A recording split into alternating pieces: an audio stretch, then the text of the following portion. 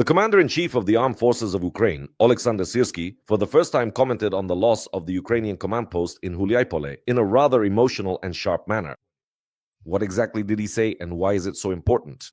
What is the real situation now in the city, which has essentially turned into a complete gray zone? What are our soldiers on the front line saying? Why did Budanov previously come to this area? And most importantly, why is Huliaipole considered a tactically inconvenient city to defend? Let's sort all of this out right now, friends. Together, we'll go through everything step by step without emotion, but with facts. So please subscribe to this YouTube channel. Don't forget to like and leave your comments. This is very important for the growth of our community.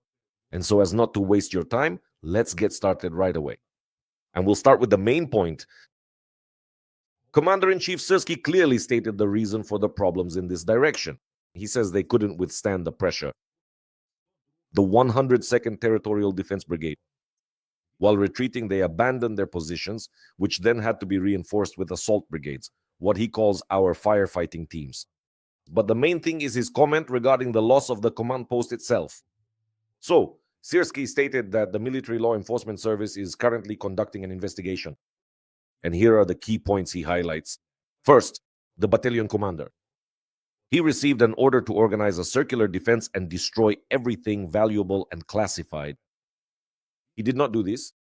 I told you in previous episodes that the Russians recorded a video from there where you can see maps, other items, equipment, laptops, and so on. Obviously, this is exactly what Oleksandr Syrskyi is talking about now. Well, in general, everything should have been burned and destroyed. This was not done. Second, it was an opportunity to hold out. Well, actually, yes, I'm reading his message because he says that reinforcements from the 5th Assault Brigade were just a few streets away. Third, Syrskyi directly says that the actions of the battalion command could have been organized completely differently. What is this statement about? It's not just a statement of fact. It's, well, a certain signal that there will be accountability for tactical mistakes. That's how Syrskyi comments on all of this. At least, well, that's how I interpret this statement. Now, friends, let's rewind back and once again, let's recall what happened on those December days that, in fact, provoked such a reaction from Syrskyi. December 17th through 18th, a small Russian assault group approaches our checkpoint. An important point. As you know, the post was too close to the front line. They say it was about 700 meters away. A battle breaks out. The company commander is killed. Then comes panic and a chaotic retreat. Instead of mounting an organized defense and destroying documents, the soldiers retreat to the basement, then, without reinforcements, spend several days making their way out of the encirclement on their own. But here, a question immediately arises. If the reinforcements were just a few streets away, as Syrskyi says, then why did our guys spend 3 days getting out of that basement, out of the command post? Where were they going? How did they get there? And where were the reinforcements during all that time? The situation here is a bit unclear to me because there are certain things that just don't add up. Maybe I don't fully understand something. Next, friends, panic and a chaotic retreat. The consequences are that this was not just the loss of a building, it is a tactical defeat because a key command node was lost. It is an operational disaster because the enemy has likely obtained certain plans, maps, and codes which allows them to strike more accurately. And there's another important aspect, morale, since this had a significant impact on both the units and society as a whole. And as analyst Oleksandr Kovalenko writes, the root of the problem is much deeper. In fact, and here I agree with him. I don't claim to be a military expert. I'm actually far from it. I just review events. But I want to say that Kovalenko is right in the sense that Huliaipole was not properly prepared for defense since the summer. And now we are reaping the consequences of these systemic mistakes. Underestimating the threat, misplacement of headquarters, problems with communication and command. What is happening right now? Here's how sources are commenting on the situation. Let's start with Deep State. Right now, the city is entirely what's called a gray zone. Ukrainian soldiers hold most of it, but the fighting is literally for every basement. In one basement, our defender might be sitting, while in the neighboring basement, the enemy occupier could be hiding. The main problem here is the terrain. Huliaipole is down in a hollow, like a bowl. Bringing in reinforcements and logistics is very difficult. The Russians compensate for this problem with their numerical superiority because they don't care about the terrain at all. They can afford to spend more. And even if you look at the number of killed Russian occupiers along the entire front, just in this direction alone, These are numbers at which any commander, commanding officer, or even the supreme commander-in-chief would simply abandon an offensive operation, because that's an enormous number of Russian corpses, but it doesn't stop the Russians. It doesn't stop Putin. He keeps throwing all his resources into the fire. What do our military say? The spokesperson for the Southern Defense Forces, Voloshin, says that the fighting is fierce with up to 20 clashes a day. Sometimes the enemy throws in all their forces. The enemy is redeploying units from other directions, but claims about the city being captured are lies. Ours are still there. Yesterday, the Russians lost nearly 400 people here, says Voloshin. It was Gerasimov who reported to Putin about the complete capture, the capture of Huliaipole. Putin then happily reported that both Huliaipole and Myrnograd are already ours, Russian, as he put it. But that's not true, and I'll tell you even more. A fresh statement from Commander Perun gives a more optimistic picture of what's happening. Here's a literally fresh statement. He says that the logistical routes the enemy used to infiltrate the city have already been blocked. As of now, they are blocked. Right now, they're clearing out the infantry that managed to break through.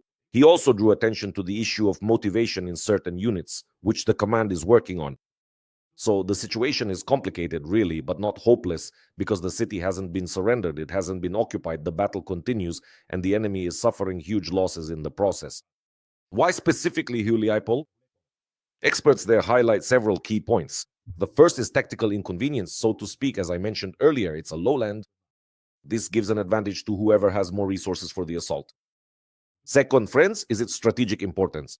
It's a major transportation hub, a large logistics center, so to speak. The routes from there lead both to Zaporizhia and to Dnipropetrovsk region.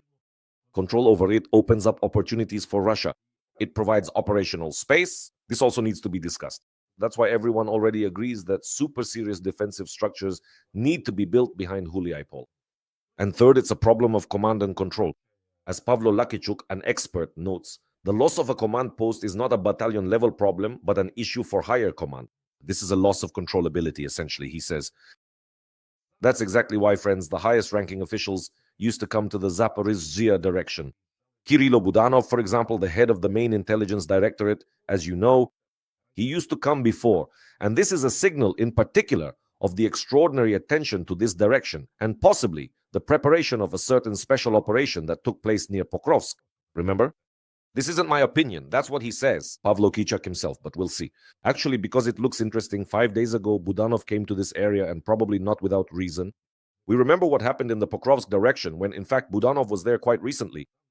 He gave an interview to Suspilna journalists and said that the fire had to be put out.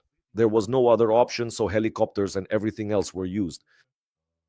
As part of the special operation carried out by the HUR officers, it saved the situation. We'll see what happens here in the Huliaipole direction, but Budanov's presence here is quite telling. Oleksandr Syrskyi, in addition, is also constantly moving between Pokrovsk and Huliaipole, and the command is working to stabilize the front and prevent the so-called Avdiivka scenario, when after the loss of the city, the enemy advanced rapidly there further through unprepared lines. Deep State is directly warning about this. Analysts write that defenses need to be built beyond Huliaipole right now. So, friends, what do we have as a result? What's the story? The events in Huliaipole. This is, let's be honest, a sad lesson that has cost us dearly. The command of the armed forces of Ukraine, led by Syrskyi, has, I believe, essentially acknowledged mistakes and launched an investigation. An important step towards accountability. Right now, the city is the scene of fierce street fighting. Our soldiers, especially the assault troops, are doing the impossible to hold it, destroying hundreds of occupiers. But the battle for Huliaipole once again shows that war is not just about the courage of individual soldiers. It's about logistics. It's about command. It's about the proper placement of headquarters. It's about response. It's about the motivation of units. It's about the prior preparation of defensive lines. All of this together involves a great many factors. And most importantly, friends, it's about skill. Learning from our own mistakes. Why? So that we don't repeat them in the future. Huliaipole is holding on. It has not been occupied by the Russians, but it is holding out at the cost of incredible effort. I want you to understand this. That's why our task is to understand the scale of the challenges, which is enormous, to support the men and women of the armed forces and to help them. Thank you, friends. Stay on this channel, subscribe to it, and please subscribe more actively. Take care of yourselves. And with accepted words,